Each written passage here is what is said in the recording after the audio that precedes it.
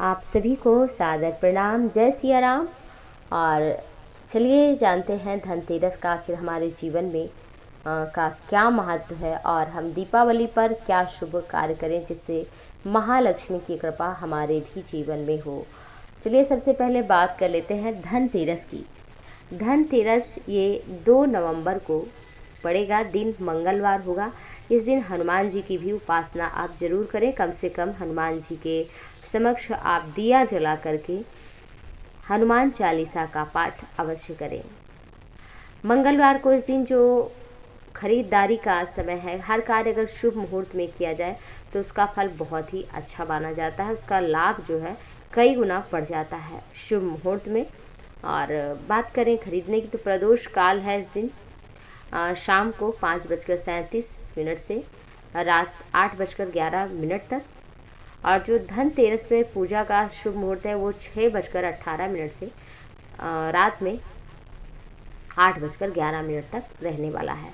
तो चलिए अब खरीदारी का मुहूर्त जानते हैं। खरीदारी का जो मुहूर्त है वो सुबह 6:06 से दोपहर 11:31 तक अच्छा रहेगा खरीदना। अगर आप इस समय नहीं खरीद सकते हैं तो आप अभिजीत मुहूर्त में सुबह 11:42 से 12:26 तक, ये इसमें भी नहीं खरीद सकते हैं तो दोपहर 1:35 से 2:18 तक खरीदिए, ये भी शुभ ही है। इस मुहूर्त में अभी आप खरीदारी कर सकते हैं। और धनतेरस का जो काल है वो बहुत ही ये शुभ माना जाता है। धनतेरस के दिन खरीदने के लिए आप नुकीले पदार्थ ना खरीदें, वो चाकू है, छुरी है इत्यादि जो भी ये इस तरह के सामान है। कांच का बर्तन भी नहीं खरीदना चाहिए, कांच के सामान इस दिन नहीं खरीदना चाहिए।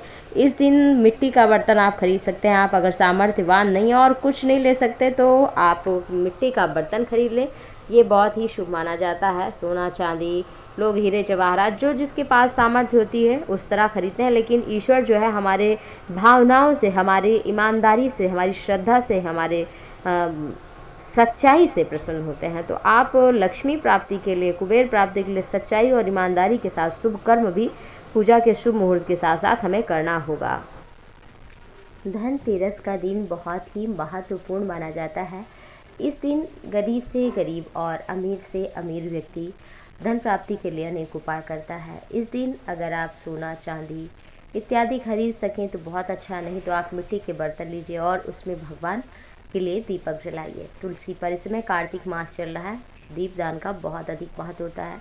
यहाँ तक लिखा है शिव पुराण में कि एक ब्राह्मण था और वो कुसंग में पड़ गया, लेकिन भूल से वो एक बार शिव मंदिर गया था और वहाँ उसने दीपदान कर दिया था, जिससे वही व्यक्ति अगले जन्म में कुबेर पद की प्राप्ति की थी।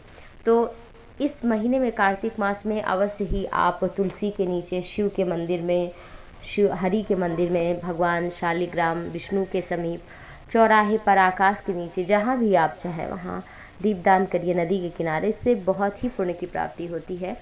और त्रयोदशी का दिन जो है ये धनतेरस का भगवान धन्वंतरी का भी माना जाता है। अमृत कलश लेकर इस दिन प्रकट हुए थे। इस तिथि को धनतेरस या धन त्रयोदशी के नाम से भी जाना जाता है। और धनतेरस बहुत ही शुभ माना जाता है धन प्राप्ति के लिए। और जब धन्वंतरी प्रकट हुए थे तब उनके हाथों में अमृत का कलश भरा हुआ था। भगवान धन्वंतरी कलश लेकर अमृत का प्रकट हुए थे और इसलिए इस दिन बर्तन खरीदने की परंपरा प्रारंभ हुई। और कहीं कहीं ये धन वस्तु देने के लिए 13 गुना वृद्धि की बताई जाती है। धनिया के बीज भी लोग घर में खरीद कर रखते हैं और दीपावली के बाद लोग इन बीजों को अपने बाग बगीचों या कहीं भी गमले इत्यादि में इसकी बुआई कर देते हैं, बहुत ही शुभ माना जाता है।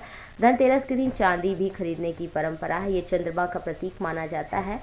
और धन्वंतरी को चिकित्सा के देवता के रूप में जाना जाता है और जिसके पास स्वास्थ्य है, अच्छा स्वास्थ्य है, वही सबसे सुखी है, सबसे सुखी निरोगी काया। और तो दीपावली की रात लक्ष्मी गणेश की पूजा तो होती ही है। और आप जरूर धनतेरस की शाम के बाहर मुख्य द्वार पर आंगन में दीप जलाने की भी प्रथा इस दिन इसके पीछे एक कथा है कि कथा के अनुसार किसी समय में एक राजा थे जिनका नाम हेम था। दैव कृपा से उन्हें पुत्र की प्राप्ति हुई। ज्योतिषियों ने जब बालक की कुंडली देखा तो बनाई तो पता चला कि इसका विवाह जब होगा उसके 4 दिन बाद ही मृत्यु को प्राप्त हो जाएगा। राजा इस बात को जानकर बहुत दुखी हुआ और राजकुमार को ऐसी जगह पर भेज दिया जहाँ किसी स्त्री की परछाई भी न हो। दैव योग से एक राजकुमारी उधर से गुजरी और दोनों एक दूसरे को देखकर मोहित हो गए और गंधर्व विवाह कर लिया। विवाह के पश्चात विधि का विधान सामने और विवाह के 4 दिन बाद यमदूत उस राजकुमार के प्राण लेने के लिए आ गए।